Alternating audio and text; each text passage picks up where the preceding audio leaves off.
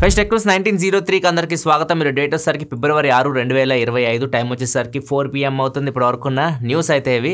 First వచ్చేసరికి Oppo నుంచి Oppo find N5 ఇది ఫోల్డబుల్ ఫోన్. ఇది 2025లో 80 లీట్తో వస్తున్న ఫస్ట్ ఫోల్డబుల్ ఫోన్ కూడా చెప్పొచ్చు. మోస్ట్లీ ఇది ఫిబ్రవరిలో లాంచ్ చేస్తారు. మార్చ్లో గ్లోబల్గా తీసుకొని రావచ్చు, ఫిబ్రవరిలో చైనాలో తీసుకొని రావచ్చు. అండ్ దీన్ని ఒప్పో హెడ్ టీచ్ చేస్తున్నాడు.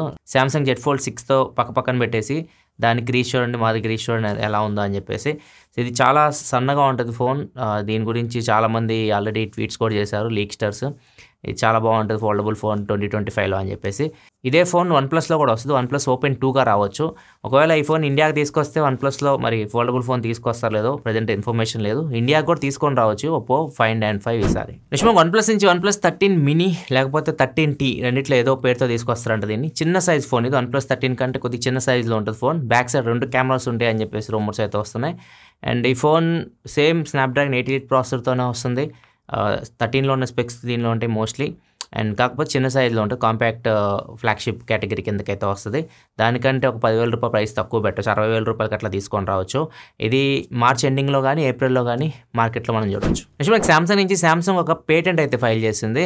ఈ రింగ్కి సంబంధించి సామ్సంగ్ గెలాక్సీ రింగ్ ఉంటుంది కదా, దాన్ని యూస్ చేసి మనం కొన్ని పనులు చేయొచ్చు. సామ్సంగ్ డివైజెస్ని కంట్రోల్ చేయొచ్చు. కాకపోతే ఏదైతే సామ్సంగ్ డివైస్ మీరు కంట్రోల్ చేయాలనుకుంటున్నారో అది మీ రింగ్ అన్ని సేమ్ సామ్సంగ్ అకౌంట్తో కనెక్ట్ అయి ఉండాలి, సేమ్ వైఫై నెట్వర్క్ కనెక్ట్ అయి ఉండాలి. అప్పుడు మీరు ఈ గెస్చర్స్ అయితే యూస్ చేయొచ్చు. ట్యాప్ కానివ్వండి, స్క్రోల్ కానివ్వండి, double tap, press and hold, ఇట్లాంటివన్నీ రింగ్ నుంచి మీరు స్పెసిఫిక్ సామ్సంగ్ గ్యాడ్జెట్ని కంట్రోల్ చేయడానికి అయితే యూస్ చేయొచ్చు. సో ఈ పేటెంట్ అయితే సామ్సంగ్ ఫైల్ చేసింది. ఫ్యూచర్లో మనం సామ్సంగ్ గెలాక్సీ రింగ్కి ఈ ఫీచర్స్ అయితే చూడొచ్చు. నెక్స్ట్ మనకి Indian government annual toll plans తీసుకోవడానికి ప్లాన్ చేస్తుంది. ఇంకా అఫీషియల్గా అయితే గవర్నమెంట్ ఎటువంటి ప్రకటన చేయలేదు. రూమర్స్ ప్రకారం అయితే నార్మల్గా దీనిలో 2 ప్లాన్స్ అయితే ఉన్నాయి. ఒకటి ఇయర్ ప్లాన్, ఇంకోటి వచ్చేసరికి లైఫ్ టైం. ఇయర్ ప్లాన్ అంటే మీ కార్ ఒకవేళ మీరు ఫాస్టాగ్ తీసుకున్నారనుకోండి, 3,000 రూపాయలు మీరు ఒకటేసారి చెల్లించారనుకోండి, ఆ ఇయర్ మొత్తం మీకు ఫాస్టాగ్ ఫ్రీ అనమాట. మీరు ఎక్కడికైనా వెళ్ళండి, ఫ్రీ ఉంటుంది. ఈ లైఫ్ టైం వస్తే 30,000 రూపాయలు దాకా. 30,000 రూపాయలు మీరు చెల్లిస్తే 15 ఏళ్ళ వరకు వ్యాలిడిటీ ఉంటుంది. 15 సంవత్సరాల వరకు మీ కారు ఎక్కడ తిరిగినా కానీ మీ టోల్ కట్టాల్సిన అవసరం అయితే లేదు. ఇట్లా ప్లాన్ చేస్తున్నట్టు కూడా రూమర్స్ వస్తున్నాయి. మరి గవర్నమెంట్ అయితే అఫీషియల్గా ఎటువంటి ప్రకటన చేయలేదు. అండ్ దీని గురించి కూడా డిస్కషన్ నడుస్తూ ఉంది. టోల్స్ తీసేసి కెమెరాస్ మనం ఓఆర్లోకి ఎంటర్ అయిన తర్వాత, లేకపోతే మీరు ఏదైనా టోల్ హైవేలోకి ఎంటర్ అయ్యారనుకోండి, కెమెరాస్ పెడతారు. కెమెరాస్ మీ నెంబర్ ప్లేట్ని డిటెక్ట్ చేసేసి ఆటోమేటిక్గా ఫాస్టాగ్ నుంచి డబ్బులు అయితే కట్ అయిపోతాయి. సో మీ టోల్ దగ్గర ఆగాల్సిన అవసరం అయితే లేదు. సో దీన్ని మిస్యూజ్ చేసే అవకాశం కూడా ఉంటుంది. చాలామంది నెంబర్ ప్లేట్ని కవర్ చేస్తూ ఉంటారు. వాళ్ళు నెంబర్ ప్లేట్లు కవర్ చేశారనుకోండి, కెమెరాస్ నెంబర్ని ఐడెంటిఫై చేయలేవు కదా, అక్కడ వీళ్ళకి ప్రాబ్లం అయితే అవ్వచ్చు. నెక్స్ట్ వచ్చేసరికి వెళ్ళి డీల్ ఆఫ్ ది డే చూసుకుంటే రియల్మీ నార్జో 70 టర్బో. ఎట్లాంటి బ్యాంక్ ఆఫర్ లేదు. 3,000 రూపాయలు స్ట్రైట్ కూపన్ డిస్కౌంట్ అయితే వస్తుంది. 13,998 రూపాయలకి వస్తుంది. ఒకవేళ మీరు డీల్ని చెక్ చేయాలనుకుంటే డీల్ లింక్ కింద డిస్క్రిప్షన్ ఉంటుంది, అక్కడ నుంచి మీరు చెక్ చేయొచ్చు. నెక్స్ట్ మనకి ఫ్లిప్కార్ట్ నుంచి ఫ్లిప్కార్ట్ ఏ డిఫరెంట్ చార్జెస్ అని చెప్పేసి దోచుకుంటూనే ఉంటుంది, తెలిసిందే కదా మీకు. ప్లాట్ఫామ్ ఫీ అంటారు, ప్యాకింగ్ ఫీ అంటారు. ఇప్పుడు కొత్తది ఒకటి తీసుకొని వచ్చారు, ప్రొటెక్ట్ ప్రామిసింగ్ ఫీ అంట. ఈ ప్రొటెక్ట్ ప్రామిసింగ్ ఫీ అంటే మీ ప్రోడక్ట్ అయితే మీరు ఆర్డర్ పెడతారు ఫ్లిప్కార్ట్లో, అది చాలా హబ్స్కి తిరుగుతూ ఉంటుంది కదా మీకు డెలివరీ అయ్యే వరకు. సో అదంతా బాధ్యత మేము తీసుకుంటాం, అది సెక్యూర్గా ఉండేట్లు చూస్తామని చెప్పేసి ఈ ఫీ వసూలు చేస్తున్నారు. ఇది 9 రూపాయల నుంచి 19 రూపాయల దాకా ఉంది. ఇవి కూడా అంతే, ప్యాకింగ్ ఫీ కానివ్వండి, ప్లాట్ఫామ్ ఫీ కానివ్వండి, అవన్నీ మీకు ప్రోడక్ట్ బట్టి చేంజ్ అవుతూ ఉంటాయి. సో ఇలా అయితే ఎక్స్ట్రాగా అయితే డబ్బులు అయితే వసూలు చేస్తూ ఉన్నారు. మనం అయితే ప్రోడక్ట్ కొంటున్నాం దాని మీద. సో ఇది నాకు తెలిసి అమెజాన్లో ఇట్లాంటి చెత్త అయితే ఉండదు. సో ఫ్లిప్కార్ట్ మాత్రం ఇట్లాంటి చెత్త అంతా పెట్టేసి వాళ్ళ కస్టమర్స్ దగ్గర నుంచి అయితే దోచుకుంటారు. అండ్ నెక్స్ట్ వచ్చేసరికి మన ప్రధానమంత్రి నరేంద్ర మోడీ గారు ఫిబ్రవరి 16వ తారీఖు అమెరికాకి అయితే వెళ్ళబోతున్నారు. సో ఇక్కడ ఇలాన్ మస్క్ మీటింగ్ ఉండబోతున్నట్టు కూడా రూమర్స్ అయితే వస్తున్నాయి. సో ఈ మీటింగ్లో టెస్లా ఇండియా రాక గురించి ఎక్కువ డిస్కషన్ అయితే ఉండొచ్చు. 2025లో టెస్లా ఇండియాకి వస్తుందని చెప్పేసి మనం అనుకుంటూనే ఉన్నాం. అండ్ ఇలాన్ మస్క్ కూడా కన్ఫర్మ్ చేశారు 2025లో ఖచ్చితంగా టెస్లా ఇండియాకి వస్తుందని చెప్పేసి కూడా. అండ్ ఇదే స్టార్లింక్ కూడా వస్తుంది. సో ఇప్పుడు టెస్లా గురించి అయితే ఒక క్లారిటీ అయితే రావచ్చు ఈ మీటింగ్ తర్వాత. నెక్స్ట్ మనకి డొనాల్డ్ ట్రంప్ ప్రమాణ స్వీకారం చేయగానే ఫస్ట్ ఎవరైతే అక్రమంగా వాళ్ళ దేశంలోకి వచ్చి ఉంటున్నారో వాళ్ళందరినీ డిపోర్ట్ చేస్తామని చెప్పేసి చెప్పాడు. ఆల్రెడీ పంపించేస్తున్నాడు. ఇండియాకి ఒక 104 మెంబర్స్ని అయితే పంపించేశాడు. మోస్ట్లీ వీళ్ళు పంజాబ్ ఆ ఏరియాకి చెందిన వాళ్ళు, గుజరాత్ ఈ ఏరియాలో ఉన్నవాళ్ళు 104 మెంబర్స్ని పంపించారు. వీళ్ళని అడిగారు, అక్కడ మిమ్మల్ని ఏమైనా టార్చర్ పెట్టారా అంటే 11 రోజులు వీళ్ళని జైల్లో ఉంచారంట పంపించడానికి ముందు. 11 రోజుల తర్వాత వీళ్ళని పంపించేశారు.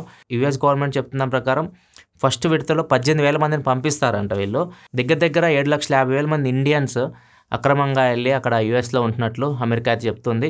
అంటే వీళ్ళు ఆల్రెడీ వెళ్తారు, ఏదో పని మీద వెళ్తారు. కొంతమంది వీసా ఎక్స్పైర్ అయినా కానీ అక్కడే ఉండిపోతూ ఉంటారు. కొంతమంది డుంకీ కొట్టి వెళ్తూ ఉంటారు, అక్రమంగా వెళ్తూ ఉంటారు.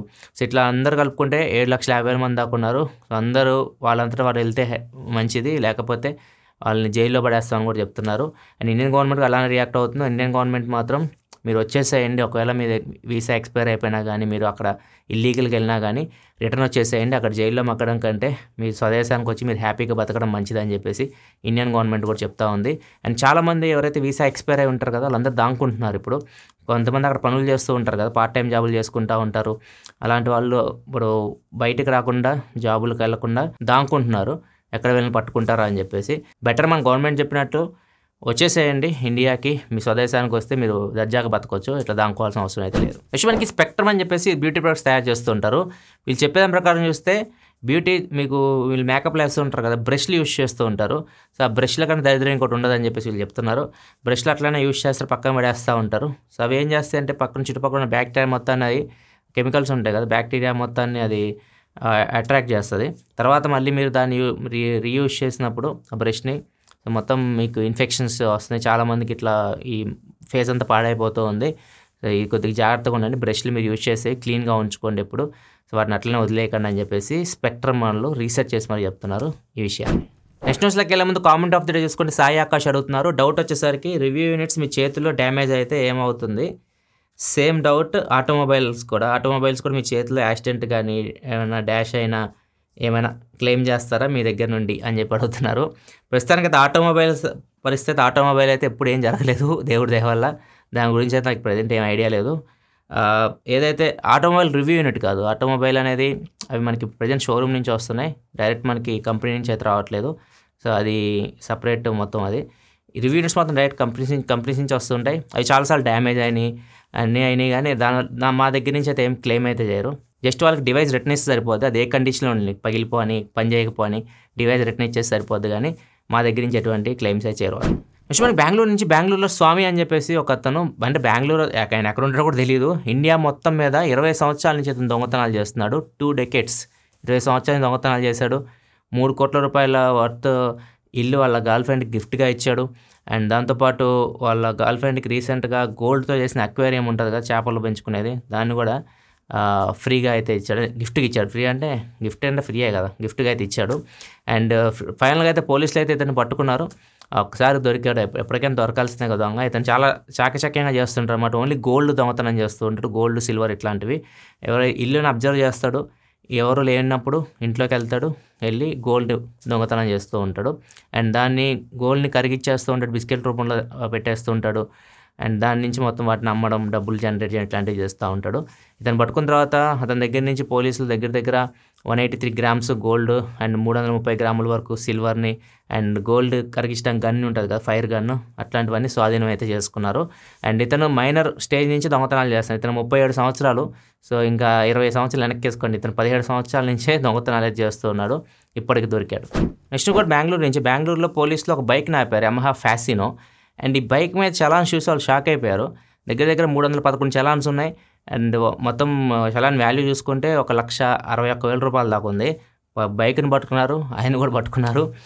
డబ్బులు కట్టేవారు వదలరు, ఇద్దరిని వదలరు, బైక్ని అతన్ని. ఎందుకంటే డబ్బులు కట్టకపోతే నేను బైక్ వదిలేసినా కానీ బైక్ అంత వర్త్ ఉండదు, మళ్ళీ కొత్త బైక్ కొనుక్కోవచ్చు. చలాన్లు కట్టించి బైక్ ఇచ్చి మరీ పంపించారు. ఇది ఫ్రెండ్స్ పడుకుంది న్యూస్ అయితే. ఎపిసోడ్ మీకు నచ్చితే లైక్ చేయడం మాత్రం మర్చిపోకుండా. మరిన్ని వీడియోస్ కోసం మన ఛానల్ సబ్స్క్రైబ్ చేసుకొని ఫాలో అవుతుండండి. Thanks for watching. Bye bye.